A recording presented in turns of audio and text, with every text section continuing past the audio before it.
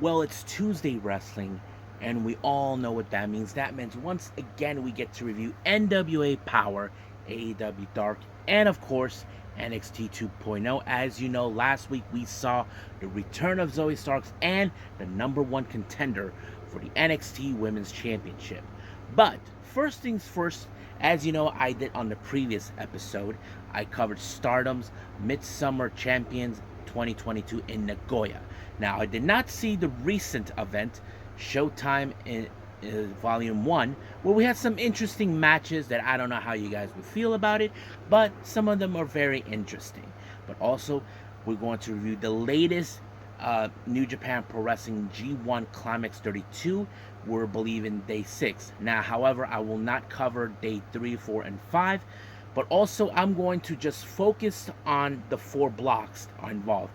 A, B, C, and D, and we go from there. So I'm going to skip the other matches that are, but if there's any good ones that I believe are good, because recently I found out that Tama teamed up with Okada, and I thought it was a very interesting thing, but I'm not going to be talking about that. But we'll see what happens then.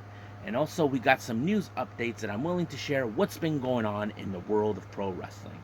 So let's get ready with another episode of Deleted Wrestle Zone.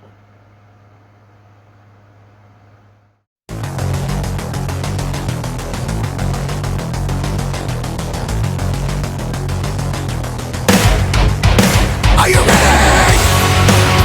Get up, get up! Get up, get up!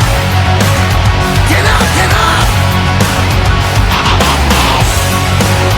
Get up, get up! Get up, get up! Get up, get up!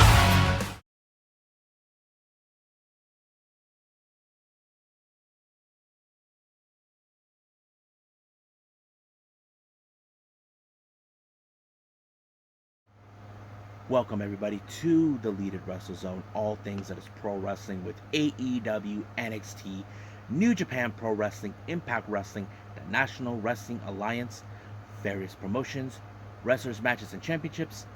I am your host, J-Rod here. So, let's begin with Stardom in Showcase Volume 1 that took place on the 23rd of July. This was a day before the Midsummer Champions in Nagoya, so I was really kind of curious. Now, our opening match was a somewhat of a rumble match where we have various wrestlers. There were some changes in the card. If you guys remember, Waka Tsukiyama was supposed to be in this one, but she was unable to due to the fact that she was sent home to rest more. Looks like she may have obtained some injuries from her previous match back in Midsummer Champions on July 9th, but hopefully she does come back. This one had various wrestlers from all different promotions, from various factions. I think my favorite moment is when we saw Hana, Hina, and Rina team up. Now, if you guys know, all 3 of them are sisters, but they're all from 3 different factions. Hana is with Stars, Hina is from Queen's Quest, and Rina with Oda Tai. But I think the biggest surprise is now there were 2 exes involved in this, basically unknown wrestlers. The first one was none other than super strong Stardom Machine. So it's more like a character you see in Dragon Gate and DDT. And I thought it was pretty great, but she was eliminated. But I think the bigger surprise was Kokigen Death. Now, if you guys remember last year, there was an elimination match with Stars and Oda Tai, and Kokigen Death was the last one that was eliminated, and she was snatched up by Oda Tai and later was put on a spell by Natsuko Tora to be called Fukigen Death. But somehow Fukigen just transformed back to her much funner character, Gokigen Death. And the one who was happy to see her was Momo Koko. Now, I know she never interacted with Gokigen Death. I know the only ones that have was, of course, Koguma, Mayu, Saya, and Hanan. But seeing Gokigen Death was a best moment. But it was Kokigen Death that picked up the victory by eliminating the last person, Miyu Amasaki. So I thought it was pretty great. It was really fun. Now, our next match is a Power and Tower a tag team match. Originally, we were supposed to have a 3-way, but it turns out that Utami Hayashida was obtained. There was some injuries that were being investigated, see if she was okay. But it was changed into a tag team, so Ami Soda and Saida remained. Lady C, who was supposed to be teaming with Utami. Lady C was moved to the Rumble match. But it was a pretty good, interesting match. But however, it showed the powerness with DDM, mostly from Himeka and Maika. So they won the match by overthrowing Saya Ida and Ami Sourei out of the ring. Now, our next match, I don't know how you guys would think this one is a Cosmic Rules match in summer involving Saki, Unagi Sayaka, and Mina Shirakawa. However, this was supposed to be a four-way match with Natsupoi, but like I said, Natsupoi was not involved. She was going to miss this weekend due to the fact that some injuries were being investigated. It became a three-way. I was like thinking they could not have just involved Saki in this. I feel like the match was felt like evolving mostly with Mina and Unagi, but Saya's like that one person. It's like, why am I dragging this mess? I mean, it did have that like, facial expression, but I don't know what's up with both Unagi and Mina. But one thing for sure, all three women were like, you can see their bikini tops, but Unagi decided to take it a bit more further by taking off Mina. She tried to chase her down all the way to the back and somehow took Mina's bikini top. Tam shows up with the towel covering herself, and of course Saki felt bad for her, but the referee had no other choice but to turn this into a no contest because she crossed the line. So I'm going to assume that removing the bikini top was a big no-no. So I think Unagi screwed that up. But of course later Mina said this in the post-match comments in the back, saying that my dad is seeing this. So I hate to be her dad. Be like, what the hell am I watching? Now our next match is a I Quit match. Now originally we were supposed to have a tag team in this one. It was Sudi with Mirai versus Prominence, Kurumi Iragi, and what's her name? Oh yeah, and Akane Fujita. But Akane Fujita also obtained injuries along with Mochi Natsumi. So it became a singles match, and this one was a brutal match. Basically, Sudi forced her to say "I quit," and later tossed her outside of the stage. I was like, "Dang, she meant business." So I thought it was really interesting. Now, however, our next match we have is an Anywhere Falls Count four-way match. We have Momo Watanabe versus Tam Nakano versus Azumi versus Koguma. Now, there was moments where Koguma was being chased by Tam. Momo didn't want to be there, so she took off to get some dinner. But Azumi interrupted that dinner, took her food and all this other stuff. Because the thing is, she decided to take a break. She got herself in this match because for no damn reason. But the best moment is like both Koguma and Tam ended up being in some jumpy elephant, and Koguma was dressed up as Tam while Tam was dressed up as Koguma. I thought that was really funny. But of course, Koguma did the Tam pose, that. So I thought it was really funny. But in the stage area, it was of course Azumi that picked up the win when she pinned Koguma. I thought it was really fun. Now our next match, this one is also a very brutal one. This one is the hardcore tag team match. We have Prominence, Risa Sera, and Zuzu Suzuki taking on Oh My Julia of DDM, Mai Sakurai, and Julia. Now keep in mind, this is something that Julia or Mai never been involved with. This is the wheelhouse with Risa Sera and Suzuki. This is their domain. So they are stepping into a domain they're not familiarized. But I think Julia wants to know what makes this domain different. As you know the history of Suzuki, this is what she wanted to do. She was a big deathmatch wrestling fan before becoming a pro wrestler.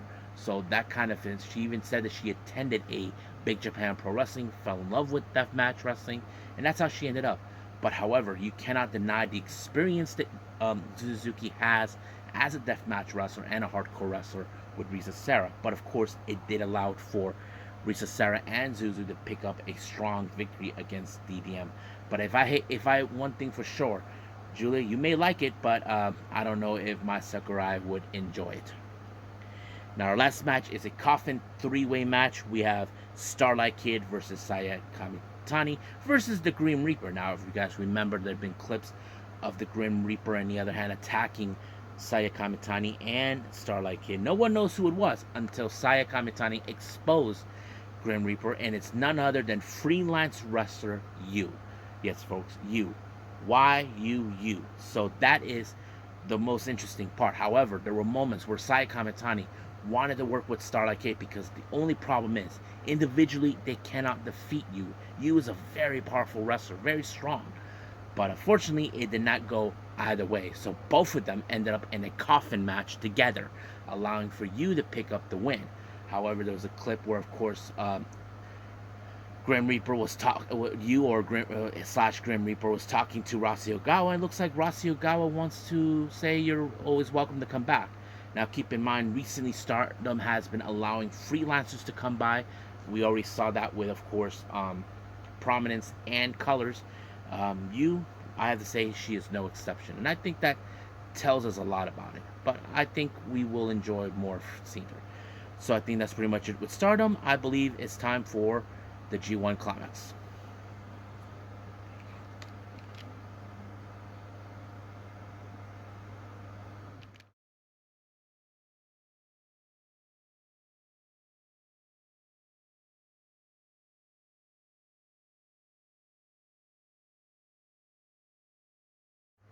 Okay, so it's been since last week I reviewed New Japan Pro Wrestling.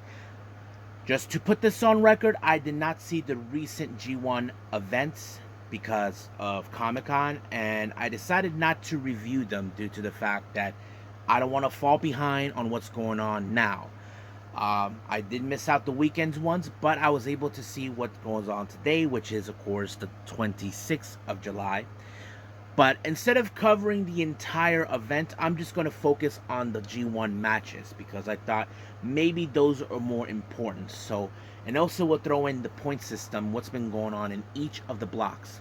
So let's get started right now. So our first match is from the B block. We have Chase Owens versus the Great Khan. Now this was a very interesting matchup. As you know, Great Khan will never forget Chase Owens on certain occasions. You got to remember Chase Owens and Balak Fale. They defeated Great Khan and Cobb for the IWGP Tag Team titles, and I think that's kind of something. But we cannot forget last year how Chase Owens was able to defeat Tanahashi. That's something that he will not let go. But before the start of the match, he actually threw in powder into the face of Khan in hopes that maybe this will slow him down. And I think it did play out pretty well, but however, it only took a matter of time until Khan got his eyesight back, but until Khan started getting a bit more of the momentum. But however, the mistake that took place for him is when Chase Owens grabbed his arms and exposed his throat, you know, the carotid artery to the ropes, making him suffocate a little bit to lose air, giving Chase Owens the chance to apply the C trigger, giving him the victory. So he gets the W and 2 points in this particular match. As for Khan, he gets 0. Now our next match is part of Block C. This is Bullet Club versus Bullet Club.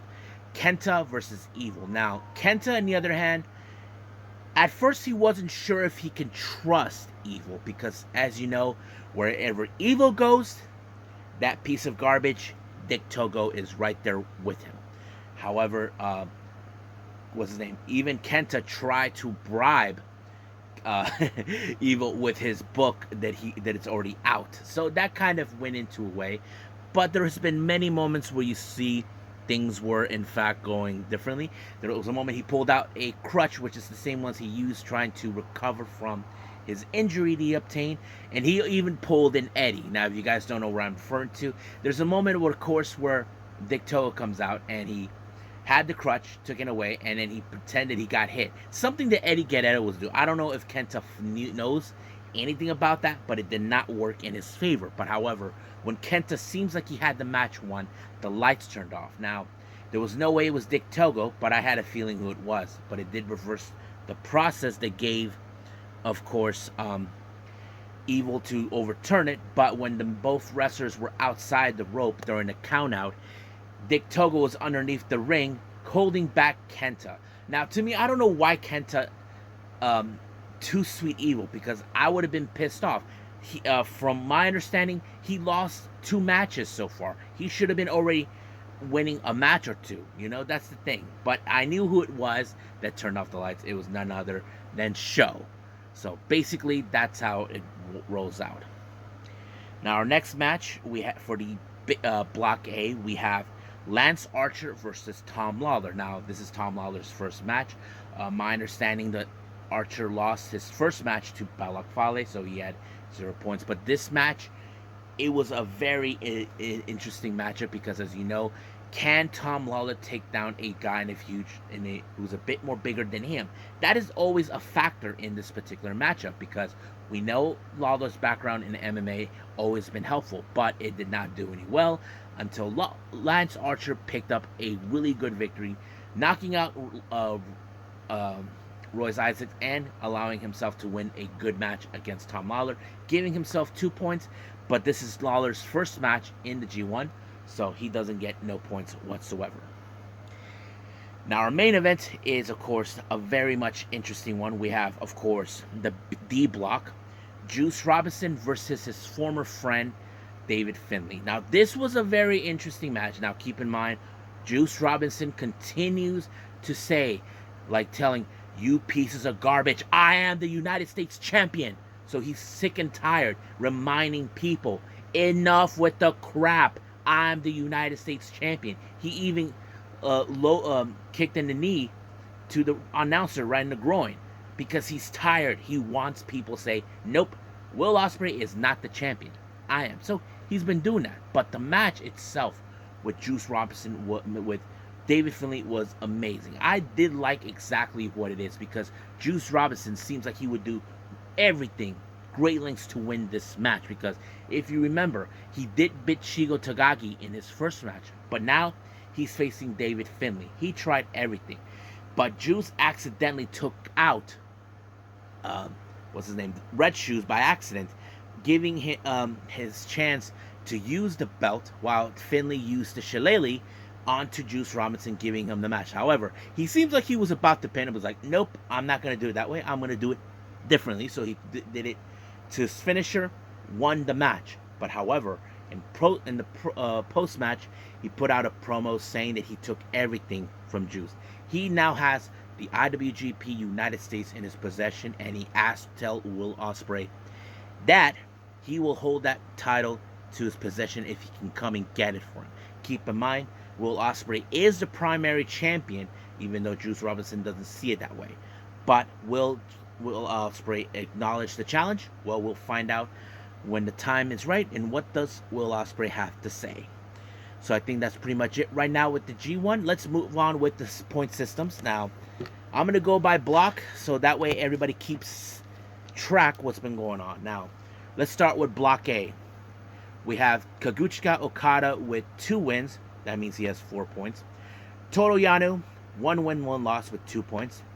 Balak Fale, the same position as Yano, 1 win, 1 loss, 2 points. Same thing with Jeff Cobb, 1 win. Tom Lawlor and Jonah have just 1 loss, basically no wins. They already had 1 match already so far. And as for Lance Archer, he has 2 points, 1 win and 1 loss. Now B block, we have Jay White, who has 2 points with he has 2 wins with 4 points. Taichi, 1 win, 1 loss, 2 points. Tama Tonga with 1 win so far, 2 points.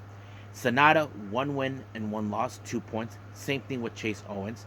Great Khan, only one match, but he lost. Tomohiro Ishii, 2 losses. So basically, that's pretty much how it goes. Block C, Zack Sabre Jr., 2 wins, 4 points. Aaron Henare, 1 win, 1 loss, 2 points. Hiroki Goto, just 1 win so far. Hiroshi Tanahashi, 1 loss and 1 win, 2 points. Kenta, 2 losses. Same thing with Naito, and 2 points with Evil, so he has 1 win on that one. Now we got Block D. Will Ospreay only has 2 points. He only had 1 match, which is a win. Juice Robinson, 1 win and 1 loss, 2 points. Yujiro Takahashi, 1 win, 1 loss. Same thing with Shingo, El Phantasmo, and David Finlay. Yoshihashi only has 1 loss. So basically, we only have Will Ospreay and Yoshihashi with, 1 match so far. So we'll see what happens in the upcoming G1. As you know, this one, the G1 does return this coming Saturday. We'll keep tabs on that. But I believe this is time for me to end it right here with the G1 and move on to our next, review. And I believe that is going to be NWA Powerrr.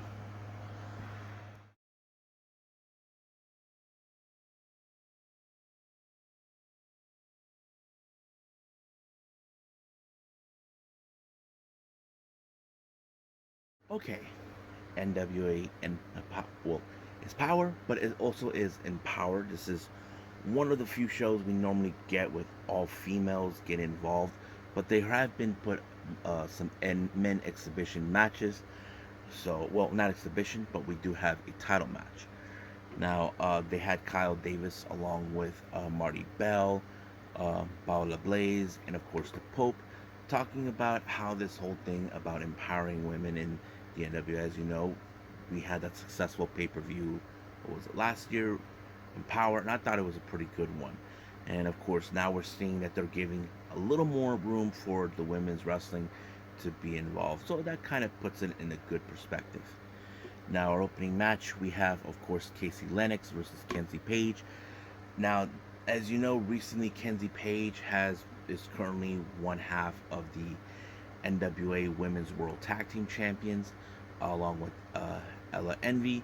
Recently, we have seen Kenzie, who did not like the attitude of Ella cheating, making shortcuts in order to win. But this time, I have to say, Kenzie has pulled off an amazing win on a solo, but without any shortcuts or any help with Ella Envy. And I thought it was a pretty good one.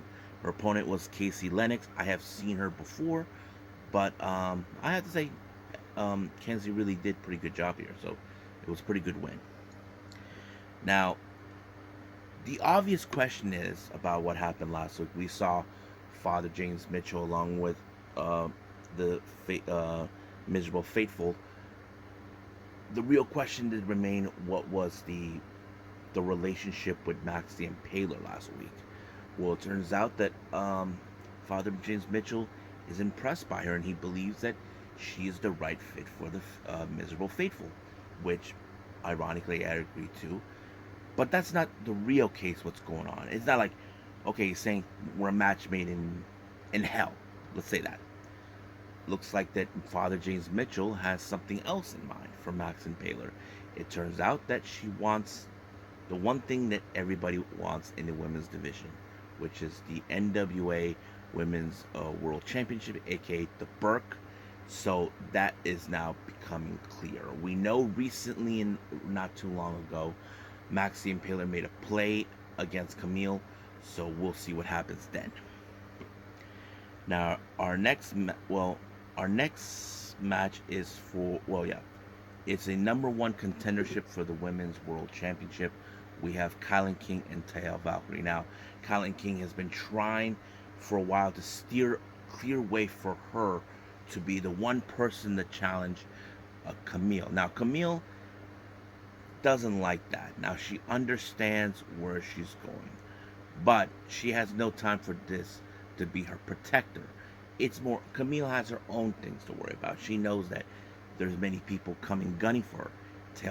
But Kylan King's opponent is someone we know her from by reputation, and we're talking about La Güera Loca, Taya Valkyrie. Now, I have to say it was a pretty good match. Now, some of you probably would say Kylan King has the tools and she could win this one, but unfortunately it did not.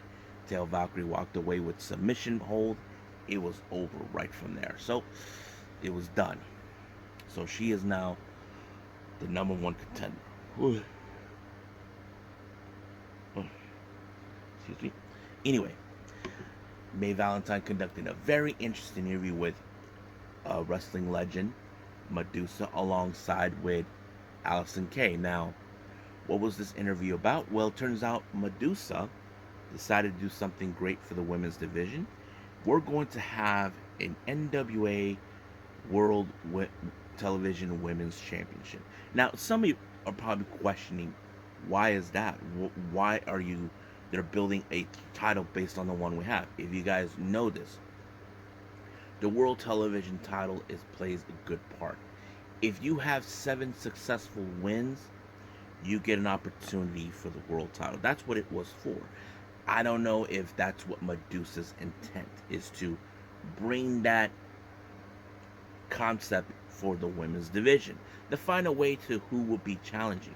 Now, Tyrus is currently the the NWA World's Television Champion, but he does not want to cash in his moment for a shot of the NWA World Heavyweight title. Not just yet. So we'll see what happens then. But as for Allison Kay, I think this is a good thing for her because Allison Kay wants to go back on the hunt for the women's title, but we'll see what takes place since then. Now our next match is a men's match, which is for the NWA World Tag Team titles. We have the Dirty Sexy Boys, Dirty Dango and JTG, taking on the Commonwealth um, Connection, Doug Williams and Harry Smith. I thought this match was pretty good. I was like impressed. Now, you could say that this could be a big upset if the Dirty Sexy Boys won. True. But the experience and the cohesiveness with the Commonwealth Connection has been very impressive since then. And they have been fighting champions, and I think that's pretty well until they picked up a good win on that one. Now, our next match, our main event, is for the NWA Women's World Championship between Chelsea Green and Camille. Now, as you know, William Patrick Corgan, the owner, has said that he will make sure that their title shots. So, however, we already saw that with VSK. So now it's Chelsea Green's turn. But of course, her husband Matt Cardona was there too. But of course, it doesn't take too long until we realize effing Cardona got involved. But in the same time, Camille spears Green and allow herself to retain the title. It's a huge disappointment loss for the Cardona family. Even Velvet Sky is happy that Chelsea Green did not win it. But the obvious question is, what's next? Because the thing is, almost every title the Cardonas have been trying to obtain has gone south. But we'll see what happens then the following week, or possibly this coming Saturday for NWA USA. So let's move on with AEW Dark.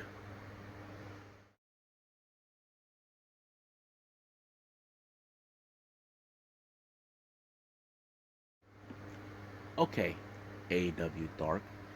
Well, before I proceed, as you know, this is another special edition with it because apparently, as you know, recently we have witnessed Pac defend the AEW All Atlantic Championship recently at RevPro.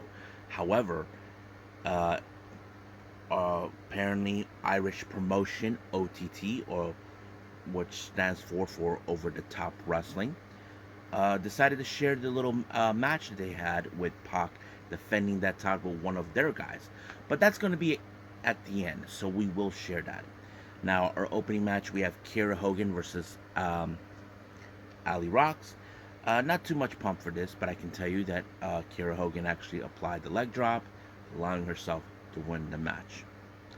Next up, we got, of course, Ryan Mendez versus, along with Peter Avalon against Alex Reynolds and Negative Ones right by side. It was a pretty good match. However, of course, Alex Reynolds had to be more careful because wherever Mendez is, Avalon is there too. But it was a pretty good match when he applied a stunner in midair, thanks to using the high flying capabilities of Ryan Mendez. Tried to do something and it worked in his favor to pick up a good win. Next up, we got Marina Shafir versus Tracy Nix. Now you can guess this one ended by submission with that greedy lock that she does. It always helps every single time. Next up, here's this new wrestler who's been making waves. Is named Slim J, taking on Factory's student Blake Lee. This one, it was a pretty good one. It ended with the STF by Slim J. I thought it was a very interesting one. I have meant this. His name has been amongst those that have been popped up recently with a new faction that Tony Khan is very interested, but they're still unclear. Next up, we have Julia Hart versus Renee Michelle. Once again, Julia Hart throwing her little aggressiveness towards opponents, and she finished off Renee Michelle with her submission, showing that the House of Black always wins. Next up, we got Cole Carter versus Mike Orlando. Cole Carter, if you guys know, he made the recent challenge this last week, against Ricky Starks for the FTW Championship. Um, he came up short, but he's now becoming more impressive. Now, Cole Carter has been in AEW before, but now he's getting into a big momentum. I don't know if there's chances you guys may see him in AEW more often. We don't know. Next up, we got the member of the Jericho's Appreciation Society, Angelo Parker, taking on Cameron Sweet. Now, you know this match would end in Parker's way because the GSA always try to prove that sports entertainers are the real deal. Next up, we got Blake Christian taking on Ari Daivari. You guys know who he is. It was a very impressive match, and I did not anticipate a lot. Originally, Ari goes by Aria Daivari, but now he made his name a little bit more shorter. Very impressive. But one thing that was interesting is that Slim J was right there with him. So Ari Daivari picked up a good win against Blake Christian, but it turns out that now they're forming the stable. Now, this is something I have mentioned before, that I mentioned a bit earlier, that Tony Khan is interested in a faction. We'll get to that when that happens. Now, our next match we have is Peter Avalon along with Ryan Nemeth taking on Dante Martin. I thought this match was great. Of course, Dante had to keep his eyes out for Meneth, but he was able to pull off the nosedive. 1, 2, 3, it's done. Now, our clip that we get from the AEW All Atlantic Championship match in OTT was great. You saw this was a pretty good match, and I think it showed. I never heard of this guy, CJ Clearly. I have seen maybe a few of OTT's events, but I did not see. I don't know if I've ever seen this guy. But Pac defeated him by applying the Brutalizer, and you know how that is. So the Brutalizer is a powerful weapon, so you know that you have no other choice but to tap. So I think that's pretty much it. What we got with AEW Dark. I believe it's time for our last review, and it's going to be NXT 2.0.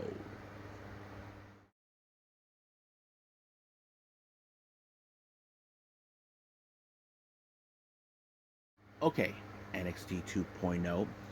It opened up with Zoey Starks making her return. Now, as you know, she was put on the shelf for some time due to an injury she obtained thanks to the toxic attraction. She was able to do it in a perfect amount of time to do it.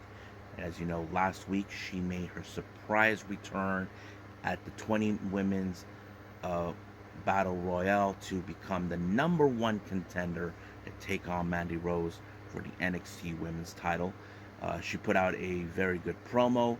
However, her appearance kind of caused a little problem. Cora Jade, who is not over. Now, we know what she did 2 weeks ago to Roxanne Perez. And now she's accusing Zoey Starks of stealing her moment. Now, Cora Jade says that this should have been her being the number one contender. But, of course, when you hear this kind of thing, this is the kind where Mandy Rose comes up saying, shut the hell up. You should have been, she should have been, that kind of thing. But, however, it was later determined later on that Zoey Starks will be facing Gigi Dolan. But, however, during an interview that was conducted, Mandy Rose says, nope, Zoey Starks will not be the number one contender because Gigi Dolan's going to take care of that. That's what she honestly believed. That, you know, in this case, that her short run, her time returning will be extremely short. But we'll get to that in a bit. Now, we have seen that the Angelo family has now becoming more tighter than ever were before. Now, Toro and Wild has proven their worth to, of course, to D'Angelo and Tony D, of course, and of course, Electra Lopez has too. So that kind of shows us. So, but at the same time, the D'Angelo family declared war against the Diamond Mine. However, this is nothing personal. It's all extremely business because they're sick and tired how yappy to yap they are, tight knit they've always been. But we'll see what that takes place. Now, our opening match, we have Grayson Waller taking on Wesley. Now, The reason this match was set is because Grayson Waller blames Wesley because of his title match that he had not too long ago, like about a week or two ago, against Carmelo Hayes. Now, let's recap what happened. Trick Williams was standing in his way to ensure that he does not get back into the ring. However, Trick Williams was attacked by Wes Lee to pay back for what happened that time when he put rubbing alcohol in his eyes. However, the match did not go exactly Grayson Waller's way because, as Carmelo Hayes always say, I don't miss. So basically, that's how it goes.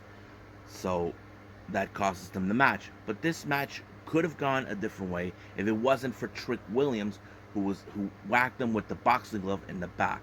He's trying to tell him to stay down because Trick Williams saying, "Who gives a shit about your past? All right, you're done. You're nobody. Nobody cares.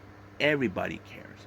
But you can guarantee that this between Wesley and Trick Williams is far from over.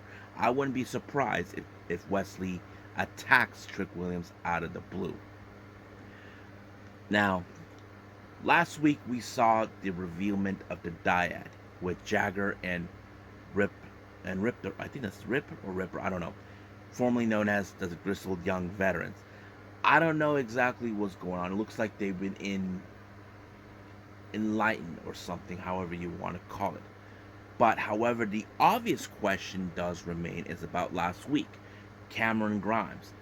What was Joe Gacy's interest in Cameron Grimes? Well, he said that Cameron Grimes could use a father figure, so he thinks he can fill out the void. But the honest question is, will Cameron Grimes accept it or fight it off? That's a question that we have to wait and see. Now, Ariana Grace, as you know, was was having problems showing what happened at the last week's Battle Royale or something.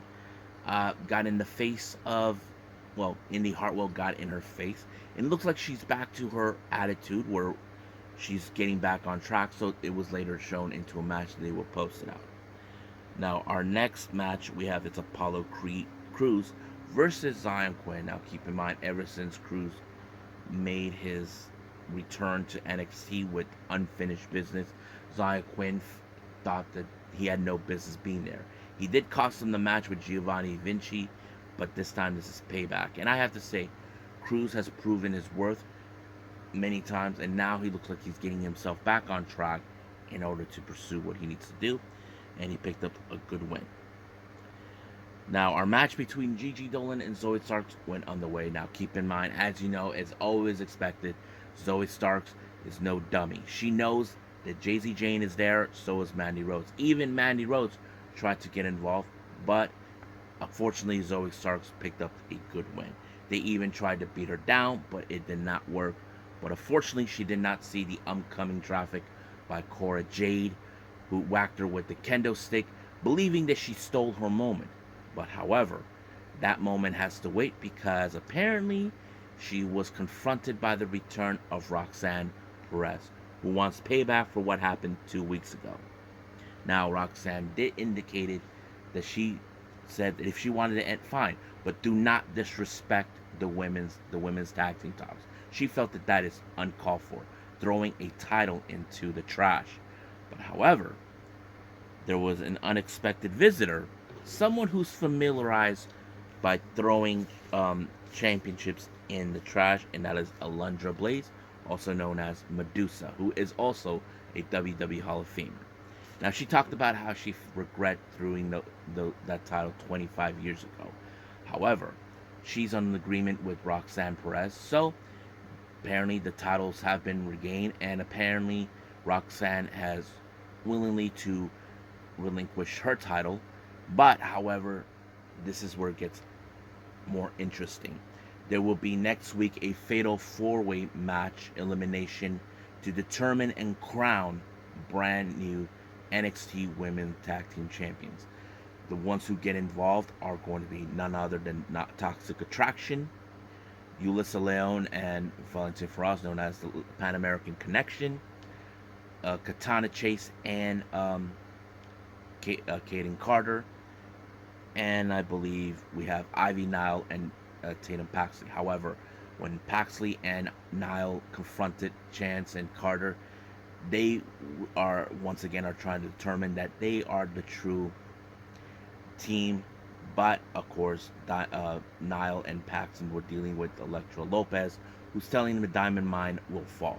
However, Ulissa Leon and Valentina Feroz was not there, but Sanga gave them some encouragement, saying that this is their time, that they're willing to do this. But however, Toxic Trash and Gigi and Jay-Z were trying to say, hey, those titles are ours, they belong to us.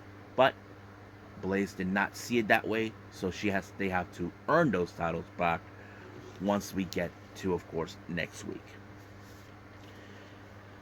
Now, we saw the recent feud between Solo Sikoa and what's his name? Oh yeah, and Von Wagner. However, Solo Sikoa decided to issue a big challenge, a street fight match against Von Wagner. However, Von Wagner, well, Mr. Stone declined the match. However, Von Wagner's like saying, no, because it's full of shit. I am the new street champ. So he gladly accepts. So this is going to be a very interesting match, street fight, that we will ever see. So, next up, as you know, we did see Wendy Choo having nightmares about Tiffany Strand. Now, these two ladies go way back, as you know, from months ago. Wendy Choo didn't get in her face. As you remember, Tiffany Strand was coming off a big loss against, of course, Io Shirai. But Wendy Choo kind of tried to tell her, look, it's okay. You know, everybody loses to Io Shirai. Tiffany Strand's like, I don't lose. So she doesn't like that. So basically, she's been in the face of Wendy Choo, trying to prove she's a freak, that she doesn't belong here. But however, Wendy Choo is not done with her yet. So Tiffany Strand may have bit off more than she can chew with Wendy Choo. Now, we did see the arrival of JD McDonough. He puts out a promo introducing himself to everyone, even to Wade Barrett. I don't know what Wade Barrett was thinking of it, because he said something that kind of like, what? And of course, what's his name? That other guy, I forgot his, Yudo. I don't know. But anyway, the other commentator. But at the same time, Braun Breaker announced that he will put his title on the line against McDonough. But McDonough likes to stir the pot and all this other things. Now, we do get a little match, but a match between Giovanni Vinci and Andre Chase. Now, Chase did not like how Vinci treated his students, so he ended up in a match. And they received a surprise visit from Nathan Frazier, and he asked them very nicely if they can be today's flag bearer. And of course, Chase said yes. I wouldn't be surprised if Nathan Frazier becomes either an instructor with Chase U or something. I don't know. But the match itself was kind of like Vinci wanted to prove a point, and you know, he put every strength that he got. However, he did broke the flag, being disrespectful to Chase U, but he was able to pick up a good victory. But however, that did not end right there. He wanted to give him a stomping, and apparently Nathan Frazier got involved and protected Andre Chase. Now, our next match we have is Indy Hartwell versus Ariana Grace. Now, keep in mind, Indy Hartwell is getting back on track ever since. She's now being a different type of person that we've been hoping for, and that's exactly what she needed. Ariana Grace, as you know, has a great defensive background, but Indy Hartwell was able to pick up a good victory against her. So it was pretty good. Now, I don't know what to make of this. Kiana James, who's saying that calculations in math is the one key thing to winning. But this time she's been doing research on the NXT locker room, and she pointed out Nikita Lyons. Apparently, I don't know what exactly she's trying to prove. That the way she looks, the way she behaves, her background, it's like she thinks there's something wrong with her. But if one thing I know for sure, Nikita Lyons is not gonna take this too kindly with her. Now, our main event we have is the D'Angelo family versus Diamond Mine. This match was very, very interesting. However, the real question is, who really is the dominating faction within NXT? Now, we know that D'Angelo has proven many times why he is the Don of NXT. And that's always been a fact.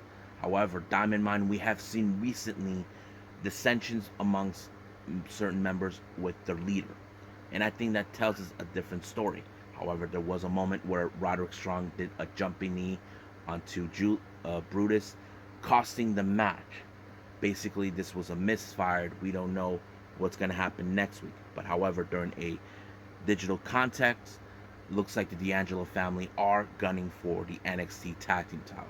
So if I was D'Angelo, I would give those titles to the opportunity to Toro and Wild, since I would say that D'Angelo would say Escobar couldn't give you guys the opportunity. Basically, under his leadership, you guys lost. So he is trying to show maybe he's a far more better leader for them than they deserve. But we'll see when that day comes. So I think that's pretty much it with our final review. So let's do a little discussion regarding about what's been going on with Triple H returning as the head of WWE Creative. Get the guns, the drugs from my generation. I'll take the fall, the state, across the nation, and it's a sin. The guns, the fake, the fraud, the messing with me. Come on, come on, come on, let's get it on. Move to the music, play that fucking music. Move it to the music, yeah. Move to my music, play that fucking music. Live through my music, yeah. Now get the guns, the drums from my generation. I'll take the fall, the stage, across the nation. And it's a sex, the god, the freaks, the fraud, they're messing with me. Come on, come on, come on, let's get it on. Move to the music, play that fucking music. Move it to the music, yeah. Move to my music, play that fucking music. Live through my... Okay, welcome to DWZ discussions here. Now, let's talk about the recent developments. As you know, last week we saw Vincent Kennedy McMahon announce his retirement. Now, the reason we saw this is because recently more information is coming up about the allegation. It turns out about financial status, that financial money that was never recorded. Maybe Vince realized he could not fight this. Now, however, there were many people that speculated certain things, like maybe changes within WWE. And one of them, we saw the return of Triple H as part of the creative team. I was like, wow, and he's running it. That's what we know. However, there's a lot of things, people saying, okay, what kind of changes we could see. Now, things like this doesn't happen overnight. It may take time. But we do know that maybe this will be the beginning of the new era. Now, as you know, recently it turns out that WWE are going back to PG-14, which is good. And of course, we saw recently that the stock has skyrocketed since Vince McMahon left, and certain things happen. But however, Triple H's presence is the thing that kind of, makes the bigger difference. Now, what am I referring to? There are wrestlers that Triple H, as we say, they're his guys, his people that he personally recruited. Some of those wrestlers are bound by loyalty to him. Now, some of you may say that is true. For example, we have guys like Johnny Gargano. We haven't seen him being picked up by any promotion since he left. Now, he did say that once Triple H was removed as the head of NXT, that the writing was on the wall for him, knowing that without Triple H, he will not get no influence whatsoever. Now, Triple H has always been disappointed in what happened to his guys when they go to the main roster. It frustrates him. He works real hard with these guys, giving them good opportunities, better character-wise, and I think that's what pisses him off. And I think that's the reason certain wrestlers left, because of that. But because of that, these wrestlers were loyal to him. Now, this kind of thing reminds me a bit of the wrestlers who left All Japan Pro Wrestling. Now, if you guys don't know what I'm referring to, let's talk about that a little bit. There have been 3 exodus that took place in All Japan Pro Wrestling. The first one was with Genichiro Tenryu. Now, Genichiro Tenryu was the top star of All Japan Pro Wrestling, but a few wrestlers left with him based out of loyalty, and he formed the Super World of Sports. Now, that promotion didn't last for nearly 2 years. Now, the second exodus, this one was the biggest one. As you know, back in 1999, the wrestling world in Japan lost one of their true giants, Giant Baba, who passed away. He left the business in the capable hands of Matsuharu Misawa and his widow, Makoto Baba. Now, Makoto Baba wanted to change the direction of All Japan Pro Wrestling, but Misawa felt disheartened. He felt that he wanted to do things differently. However, it did not happen how he wanted. There was a huge exodus during that time. 24 out of 26 Japanese wrestlers left with Misawa. 24 out of 26 foreign wrestlers left with Misawa. People from the office, including the television network, followed it. But they left based out of loyalty for Misawa, which led to the formation and the promotion known as Pro Wrestling Noah. And then, of course, we have Keiji Muto. Same thing. He formed Wrestle One. Several wrestlers who were in All Japan fled with him. And that kind of, to me, I feel there's similarities between those 3 wrestlers and Triple H. Now, many of these wrestlers were loyal to Triple H, but the moment you see things are not going with them in the main roster, things are not the same. However, this could be a possible change that we need for WWE. That these wrestlers are the ones that Triple H believes in, believes a lot of potential. Vince doesn't believe in potential. Now, keep in mind, before Adam Cole ended up in AEW, there were reports saying that they were trying to make him a manager. The reason that this was happening was because Adam Cole was too short. But Triple H always had fascination with Adam Cole, with his character and all that. And I think that kind of shows us that these are wrestlers who always were behind him. But without Triple H, it kind of felt like they're lost. There's no way they're going to go to the main roster. That's always been. But now that he's back, it kind of tells us we could see certain things. Now, however, Fightful Select went into making phone calls to contact wrestlers who were loyal to him, like Adam Cole and Malachi Black, all those wrestlers. Even Tony Khan talked about this.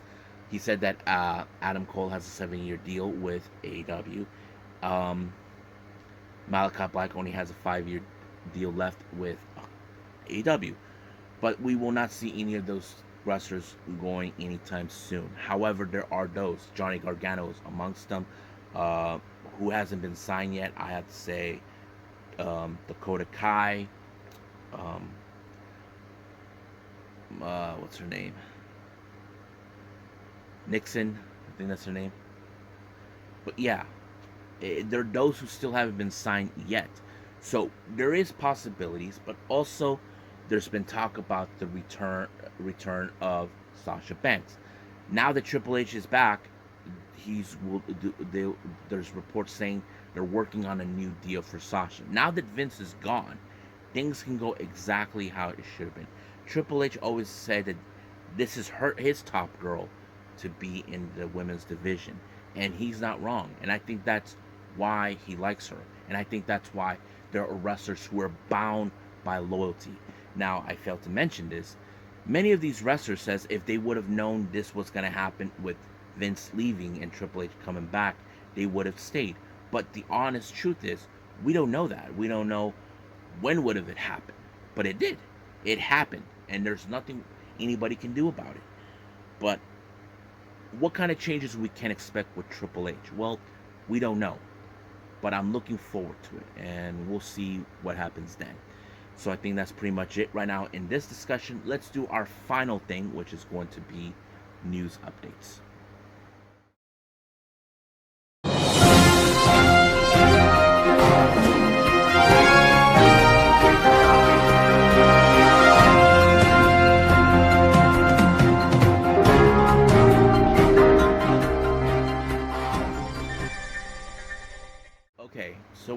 have 3 news updates right now for everyone.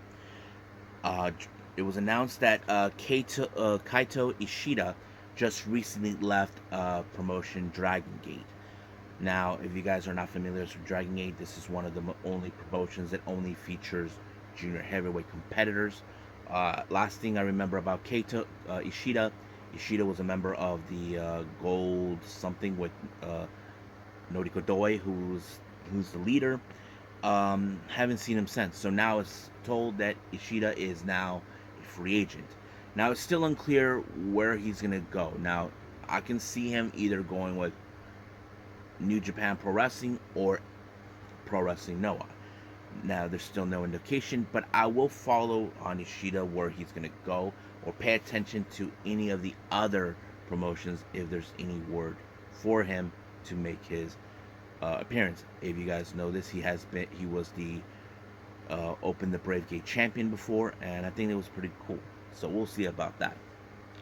Now, as you know, members of the Got to Move Choco Pro promotion have left to do a tour in Thailand. Now, if you guys don't know this, Got to Move Pro Wrestling started in Thailand years ago by Mei Suruga, and many of their shows have been conducted there until moving straight back to Japan. Recently, it's been told that Mei Suruga, who was scheduled to go on this tour, tested positive for COVID-19, which is a huge disappointment for many fans who wanted to see her. I know she's disappointed, but hopefully she gets well soon and gets back and doing all this and that.